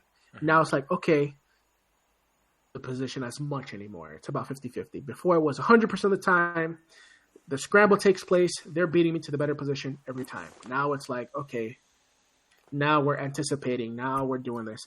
And it's a combination of the losing weight and just putting the time in, you know, putting the time in on the mats. You learn timing, you learn the positions. You're like, okay, so he's going to go here, you go there. All of a sudden, it's like, now I have the gas tech. I have the mobility to get there before he does. You know, and it's working hard to get there. And it's crazy to see, you know, like there's a couple of blue belts. Like, do you gym hop around in Orlando at all? I don't know. It's been so long since I've trained there. Not really. I mean, I have my home gym and, you know, Tough as Nails in Oviedo, and that's where I train. I don't really jump. I go to, you know, like a friend's gym, but that's about it. Yeah. So, I don't like I said, when I first moved out here, I didn't know many people. So I trained for like a month or two, at a Kyle Terra affiliate up in North Irving, which is a suburb of Dallas. And I've kind of made friends with them, and, you know, through like mutual friends, we've kind of stayed in contact. And my instructor's one of his friends, Nathan Sloth, he has an academy west of us in a city called Euless. So we kind of just they're not affiliated with each other, but they're all kind of like, they're all got their black belts around the same time. They're all just kind of old friends. So we just kind of, all the students just kind of intermingle. You know, we all intermingle and we go to each other's stuff and we kind of do a lot of cross training that way. And the first 6 months there, I was not doing any cross training. I refused, even though it was encouraged. I refused because I was like, nah, I don't want to go there. I don't want to embarrass myself. I don't want to embarrass you guys. I want to at least knock off some of the rust before I go trying to beat and represent you guys and test myself. And I finally did, and it was like, oh, okay, I can hang. I'm not winning, but I can hang. You know, we're coming up with a lot of draws here. I'm not getting submitted. I'm good. Like, I don't know about you, but in the beginning, getting no submission is a win. Yep. You know, I don't get submitted, even though I don't get anything. I'm winning, bro. I didn't get submitted. I'm alive. I'm good. So there was a lot of that going on, and so I do that a lot now. At least once or twice a month, I'll hop in at another gym and just you know spend some jiu-jitsu family time with other extended jiu-jitsu family. That's awesome.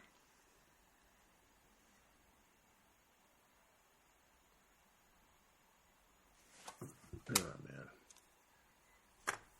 Well, man, I think we've been on for a while, and this has been great. But I think we got to come back and do this again. Bro, anytime, bro. Anytime. Just anytime. you call, I come. Put out the bat signal or the SleevedPapi signal, and I'm coming out, bro. I listen to your podcast. I love this. Appreciate it. I'm still in the works of trying to figure out. I think I will, just because I think you just hit me with the bug again of podcasting, starting a new podcast. Don't know what it's going to be. You know, do whatever. Do whatever. Don't, you don't have to paint yourself in a hole and say it's going to be only this. And, bro, like, if you don't want to, I'm putting it out there. If you don't want to listen, don't listen. That's up to you. You know what I mean? Like, don't force, like, you have to have this type of audience, or it is what it is. Nah, bro. I'm really enjoying. I'm really enjoying doing what we're doing now. Talking, having some communion time, and fellowship, and freaking just getting people to know that fitness has a lot of layers to it. But at the core, you can't outrun a diet. You can't out jiu-jitsu a diet. You can't out diet your mentality. You can do good for 2-3 years, but if you have a bad relationship with food, if you have a bad relationship with yourself, you're gonna end up right where you started. And I think you just hit it on. It's all mentality. It really is. I think that it all boils down to that. And it's crazy because today, you saw my Instagram post, and you actually replied to me, and I posted something along the lines that just because you didn't meal prep doesn't mean you have to wagon. It takes a little more effort, but you can still eat right. It might not be your first choice. It might be your third or fourth, but you can do it. You know what I'm saying? And you even said this, or grab a fucking coffee and that's it. You can just fast. That's one of the easiest things to do. I'll just have a black coffee and fuck it. And it don't have to even black and heavy cream. Boom. Black heavy cream, or and I know I get it. There's still a lot of people there's many people that everything kind of, when it comes to food, everything is through the palate. Mm-hmm. I have an appreciation for the taste of coffee now more than ever, and I've always loved coffee, but I like the taste of coffee now. I don't like my coffee sweet. The most I do is some stevia to take off some of the bitterness on certain types of coffee. But my coffee is always bitter because I'm an animal when it comes to how strong it is. Dude, I love me some strong coffee, but if it's bad coffee, like some of that office coffee shit, I need something to cut that shit, bro. I won't. But if it's drink my office coffee, sorry, I love my office. I won't drink that coffee. No, bro, I have given it up. But if it's some Bustelo or some Kona blend, I'm finna hit it hard with that delicious Hispanic taste. But no, man, we have to stay focused. And I started blasting it out on my page, #No Cheat Days. And I think when you said it, I can't say it any better myself. So if anybody asks where I got it from, I'm always gonna point back to you. And it's not mine, though. It's not mine. It's 100% not mine. I took it from somebody else. It's not mine. It's not really mine. I don't even know whose it was. I really don't. It's just no cheat days. Like, you think about it, like, and you know what really made me think about it is, you don't cheat on your wife. You don't cheat on your test. You don't cheat in sports. Yep. No, that's exactly what it is, right? You don't, and you're a married man, so we kind of really click on this point. I wouldn't even dream about cheating on my wife. I wouldn't even dream about doing anything wrong or cheating my family out of anything. So why the fuck would I cheat myself over 15 seconds of mouth pleasure? Is it fucking worth it in the long run? Is it fucking worth it? I don't think so. I at this point in my life, I am 100% convinced that 15 seconds of mouth pleasure isn't worth a $16,000 coronary bill or $8,000 funeral bill. Mm-hmm. It isn't worth any of that. And I think people who were like me or are like me that are morbidly obese, they need to start thinking about it in that way. It's hard because it's so difficult. I mean, because I've been there. I know how it is, and and the worst part is when you're following. And I think for me, keto has been the best thing ever because it's the only because of how great I've seen success, and it's the one diet where I'm like, oh shit, I can eat this, this, and this, and oh shit, I'm seeing results, and I'm not really ever that hungry. When I was doing grilled chicken and broccoli, or grilled chicken and steamed vegetables every fucking day, 3 times a day, or it was, like you said, it was palate fatigue. I fucking hated it. So I would sneak and get my cereal, and I would lose weight. But it wasn't sustainable because it was just, to me, it wasn't sustainable because of the food. I just hated it. And now it's funny because I eat almost the same shit all the time. I eat a lot of bacon. I eat a lot of eggs, my fucking butter coffee. I do my keto pizza, and any mix of that, steaks, whatever. But it's really, realistically, if you looked at all the food I ate, you're like, damn, you're eating that shit again, or you're eating that again. And it's like, there's so many fucking different ways you can do it that it doesn't feel like it's the exact same thing. And I think because of that that's what's really helped me. But it's hard because you know what? Fucking bread and pasta taste delicious.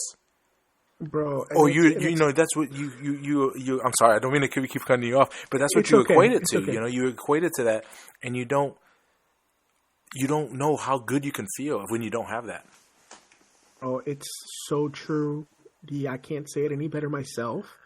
And even look, and I take it back because I took a completely different route than you did. But I think as far as meal plan and diet and nutrition, we've basically taken a very similar road. And it's like this. Even if you're not going to do 100% keto,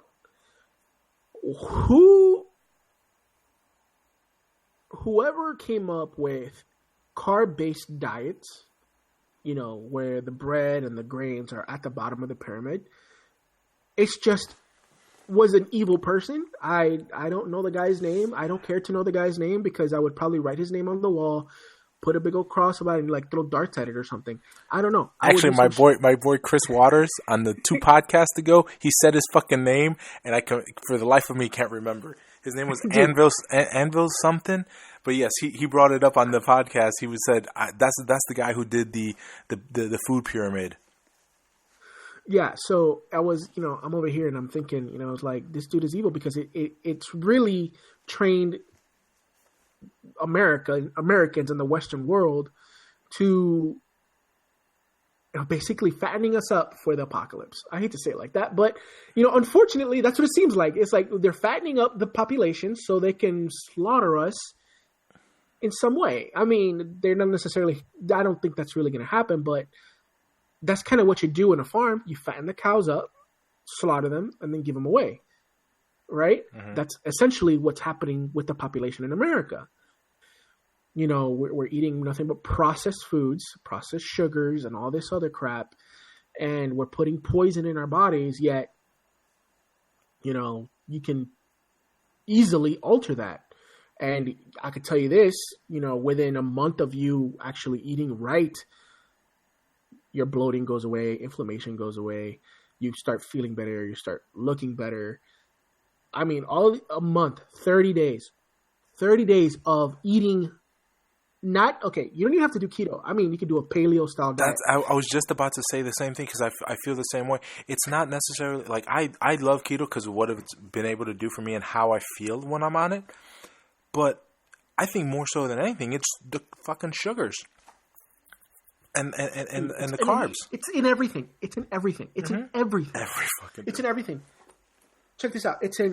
When it's everything that's low fat has sugar added, cereals, breads, you go to Starbucks, nothing but sugar, you buy sodas, nothing but sugar. I mean, it's crazy how easy it is to, go over that, let's say, because we're both doing keto, to go over that allotted,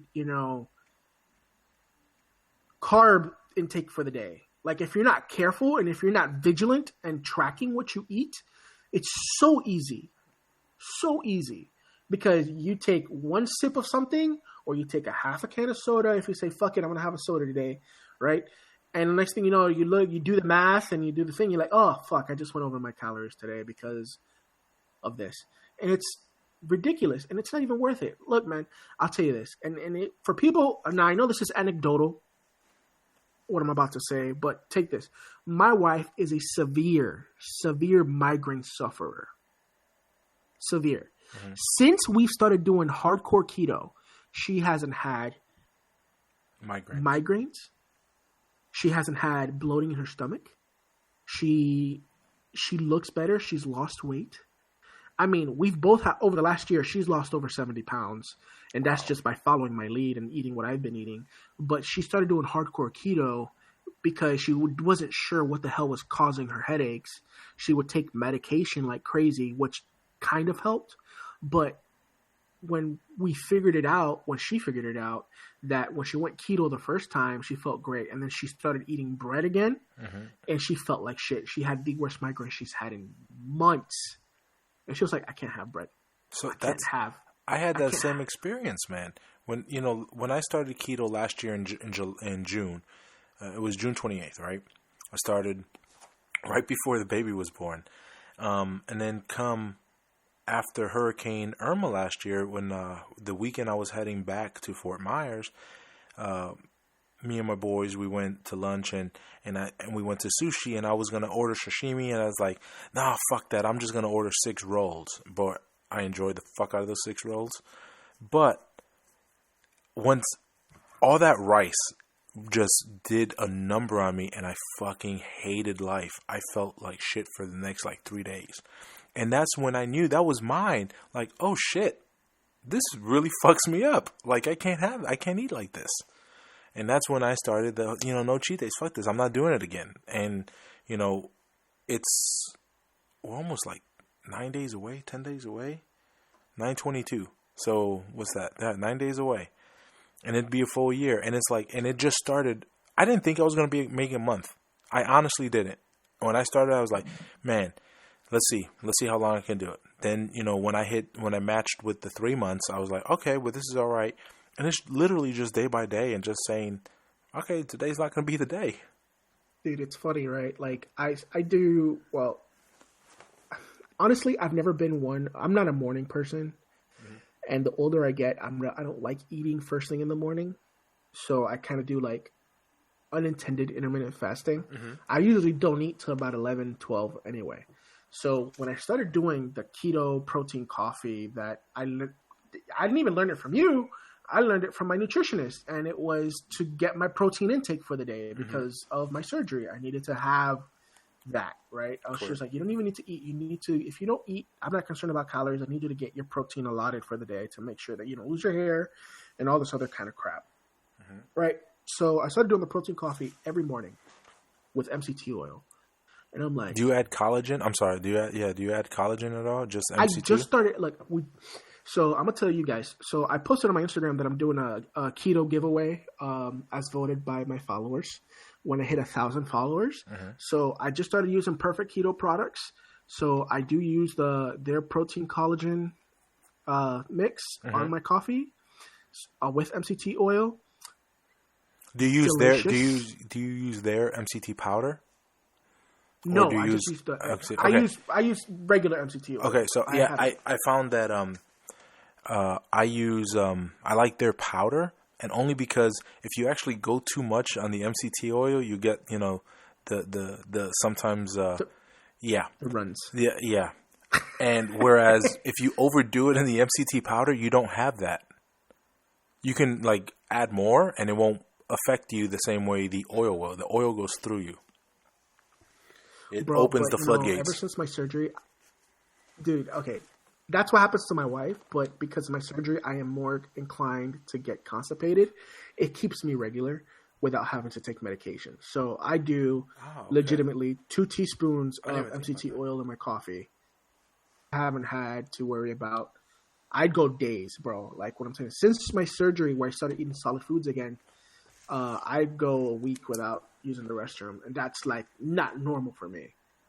And then I started taking MCT oil, and the first couple of days, it was like, holy crap, what the hell?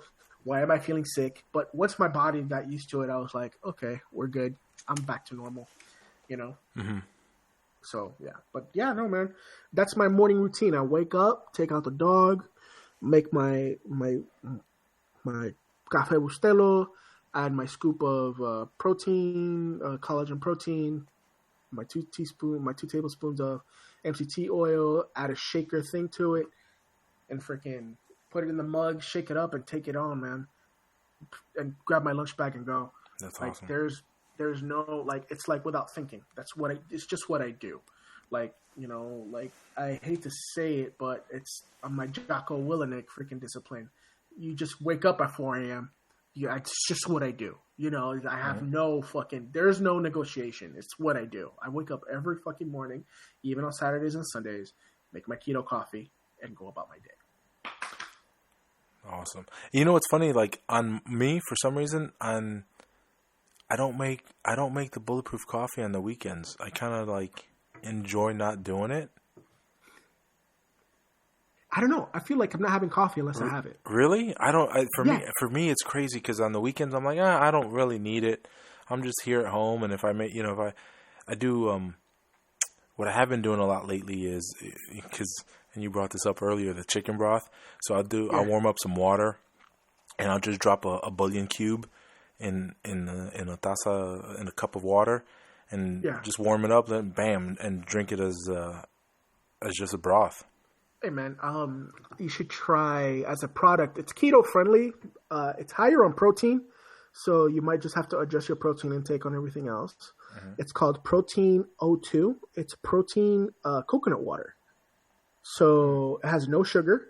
Mm-hmm. It's 60 calories for the protein, and has a little bit of fat from the coconut. But it's really good. It's refreshing. It has electrolytes.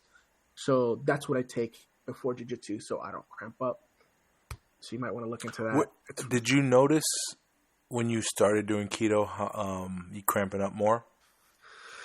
It happened a couple of times. Not right away. It happened. See, because I'm already on such a restricted calorie. Mm-hmm. The lack of carbs going into jiu-jitsu, especially in the beginning, it was like you crashed. Like I was the bunk. I crashed so hard, and then then I started kind of modifying, and I found that the little trick of having the coconut protein water before jiu-jitsu. Actually, I started having regular coconut water back in April before jiu-jitsu, and that was helping, but it had too much sugar. I was like, I can't keep doing this. It's too much fucking sugar. Like, I know it's not a lot of calories, but it's too much sugar, and it's too late in the day, right? And my wife found those protein, and I was like, oh my god, they're so good. And I love coconut water, bro. I was born in Puerto Rico, so love me anything coconut. So I was like, fuck this, I'm drinking this shit. So we go to Sam's Club when we get we get a bunch of those. Freaking, I mean, here's the thing, man. It's hard. It really isn't. I mean, it is, but the actual act of dieting is not hard. It just takes preparation. Like, if you know that you have to get, a day, you get your 4 meals ready and stick to that. That's why to me, it's not hard because I prep. I take my Sundays and I prep. I make my breakfast, I make my lunches, and I don't deviate. No, I don't mind eating eggs every day. The only thing that we prep is lunches the night before is because we cook that night, and whatever it's left over, we take the next day. But keto muffins, they're done all on Sunday. Whatever protein shakes I might have, I buy those. I get those ready. Snacks, from prosciutto and cheese, all that gets packed up ahead of time. Like, there is no, like, I tell people it takes work, but the actual act of dieting gets exponentially easier when you prep. Mm-hmm. Just like, you get ready for a tournament, you have to roll, you have to get your technique down, you come in with some sort of game plan. Just like anything else, you have to prep. You just have to prep. You don't just go for a long distance drive from Orlando to Miami without making sure that your oil's okay. You know what I'm saying? I'm guilty of that once. No, Well, bro. it's only 300 miles. You'll be all right. Yeah, I've done that. I've done that needing an oil change. I'm like, fuck it. I'm just going to Miami. It's only Miami. I love you, man, but wifey is texting me from the other room. Oh no, sounds great, brother. We started saying goodbye, and then we just went on another tangent. Thank you for this. This has been great. It's all good. That's what podcast's about. This has been great. I need to get you on as soon as possible again, and and hopefully next time I got you on, we're talking about how you got your blue belt. Hopefully. So as soon as you see that being posted on social, I'll let you know. But thank you so much. And one thing, if you guys do follow me on Instagram at SleevedPapi, check out my IGTV channel. I have started a little vlog, kind of what I go through from workouts to meals and motivational stuff. It is very motivational too. Oh, thanks, man. I'm just trying to show people that I'm a regular dude doing this, and check it out. And if you become the 1,000th follower on Instagram, you will receive some perfect keto products. Awesome. Via me. Hell yeah. Thanks, Fat Boy. Well, thank you, brother. Thank you very much. Thank you for listening to the Fat Boy Podcast. Have a nice day.